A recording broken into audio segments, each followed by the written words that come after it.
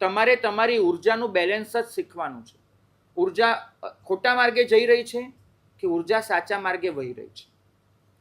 તમારી બધાની ઘણી બધી ઉર્જા એ નકારાત્મક હશે, નેગેટિવ હશે.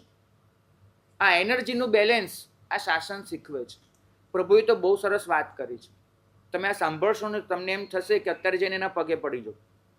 એમને કીધું કે ક્રોધને ખલાસ નહીં કરો, કારણ કે ક્રોધને જો ખલાસ કરી નાખશો તો તમે નપુંસક અને નિર્વીર્ય બની જશો. તો કર્મો સામે પણ કયા બળે લડશો?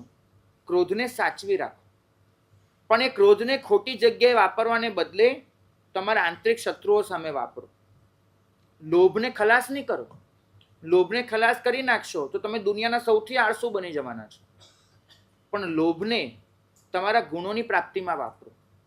ટૂંકમાં આ શાસન આપણને હરાવવાનું નથી શીખવાડતું, જીતવાનું શીખવે છે. ફરક સમજજો.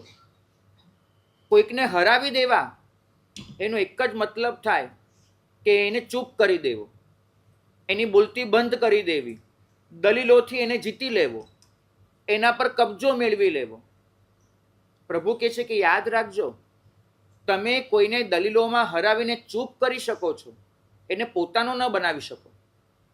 કોઈ ચૂપ થાય એટલે તમે શું સમજો છો કે આપણે જીતી ગયા? નહીં, તમે જીત્યા નથી. જ્યારે અર્જુન એ કર્ણ સામે યુદ્ધ કરવા મહાભારતમાં જતા હોય છે ને, ત્યારે એને બખ્તર પહેરાવવા માટે દ્રૌપદી આવે છે. અને દ્રૌપદી જ્યારે બખ્તર પહેરાવે છે ત્યારે પૂછે છે કે સ્વામી, આજે કયું લક્ષ્ય લઈને જાઓ છો?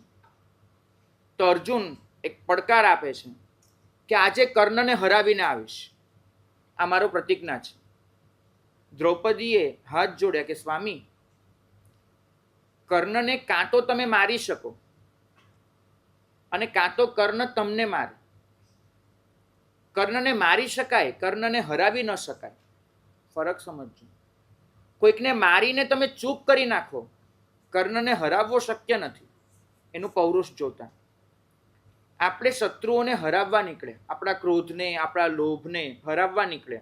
વાસ્તવમાં હરાવવાના નથી, કેમ કે જો એ બધા હશે જ નહીં તો આપણી સાધના કઈ રીતે ચાલશે? અહીં તો અજીતનાથ ભગવાનના સ્તવનમાં લખ્યું છે કે જેણે તે જીત્યા રે તેને હું જીત્યો રે.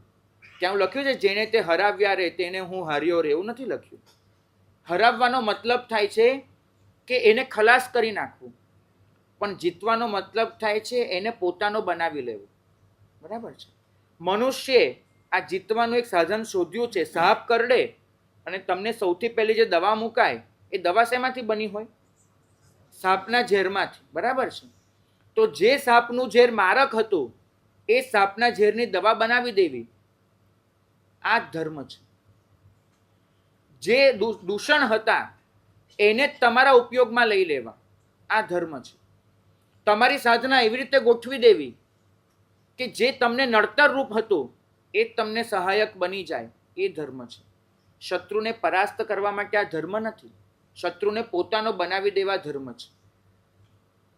ભાગ્યશાળી તમારી નજરમાં નેગેટિવિટી હશે ને તો તમે આ સૃષ્ટિમાં ક્યાંય પણ જશો તમને એ જ જડવાની, એ જ દેખાવાની, કેમ કે તમારી નજરમાં એ વસ્તુ છે.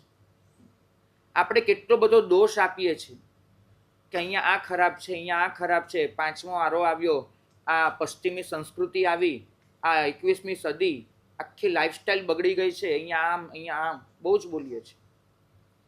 આખરે તો એક જ વસ્તુ છે કે તમારી અંદરની ખરાબી માટે તમે જાત પર લેવાને બદલે બીજાને જવાબદાર ગણો છો, બીજું કાંઈ જ નથી. આ સૃષ્ટિ તો પોતાની રીતે ચાલતી જ રહી છે, તમારે તમારું કરી લેવાનું છે. એક રાજા હતો, એને એક દિવસ મન થયું, એને બહુ જ ગમે સુગંધમાં જીવવું, તાજગીમાં જીવવું, આમ એકદમ તેવો માણસ. તો એને એક દિવસ મંત્રીને કહ્યું કે મંત્રી, એક કામ કરો, મને આ બધું છે ને ગંદકી આ તે બધું ગમતું જ નથી. હું આખા નગરમાં આવતીકાલથી બધે જ માત્ર ફૂલો હોવા જોઈએ, બધે જ ફૂલો.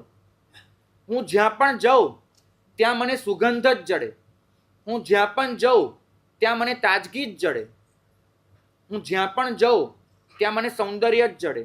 સુગંધ જોઈએ, તાજગી જોઈએ, સૌંદર્ય જોઈએ, બીજું કાંઈ જ ન જોઈએ આખા નગરમાં. સારું મારે થઈ જશે. મંત્રીઓ હંમેશા હાથ પાડવી પડે, ના તો પડાય જ નહીં, એટલું યાદ રાખવું. થઈ જશે. બીજે દિવસે રાજા રાજસભા પતાવીને બહાર જવા નીકળ્યા. મંત્રી, મેં કીધું એ બધું થઈ ગયું? હા સાહેબ, બધું જ થઈ ગયું. મેં બધી જ ગોઠવણ કરી લીધી છે. તમે જ્યાં પણ જશો ત્યાં તમને તાજગી, સૌંદર્ય, સુગંધ સિવાય કશું જ નથી મળવાનું.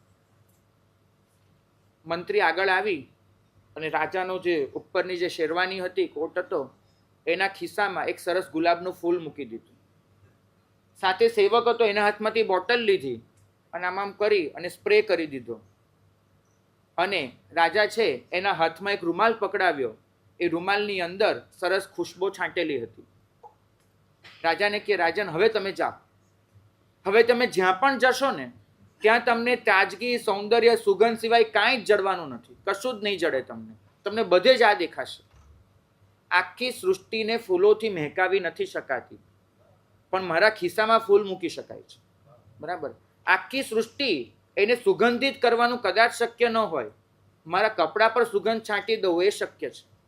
આખી સૃષ્ટિને સૌંદર્યથી મઢી દેવી શક્ય ન હોય, પણ મારી આંખોને એવી બનાવી શકું કે જેમાં એ સૌંદર્ય સિવાય બીજું કશું જુએ જ નહીં. આવું કરી શકાય છે. ભાગ્યશાળી ધર્મ તમારી સોચ બદલે છે. અહીંયા મ્યુનિસિપાલિટીનો નકશો મંગાવશો ને સુરતનો, તો એમાં સુરતમાં ક્યાં ક્યાં ઉદ્યાન છે, બગીચા છે, એને દેખાડ્યા હશે, પિન પોઈન્ટ કર્યા હશે. સુરતમાં ક્યાં ક્યાં ઉકરડા છે એ નકશામાં દોરેલા હશે? નહીં. નકશામાં મ્યુનિસિપાલિટી વાળાને બી ખબર છે કે ઉકરડા ના દેખાડાય, બગીચા દેખાડાય. ઉકરડો તો માણસ જ્યાં છે જાતે જ ઊભો કરી લેશે. એક સોસાયટી ઊભી થવા દો, એના દરવાજે ઉકરડો જડી જ જવાનો છે, નવી સોસાયટી બને. ઉકરડો માણસ જાતે સર્જી લે છે, બગીચો શોધવા જવું પડે છે. તમારા હાથમાં છે કે જ્યાં પણ જાઓ ત્યાં સૌંદર્ય જોઈ લેવું કે ન જોઈ લેવું.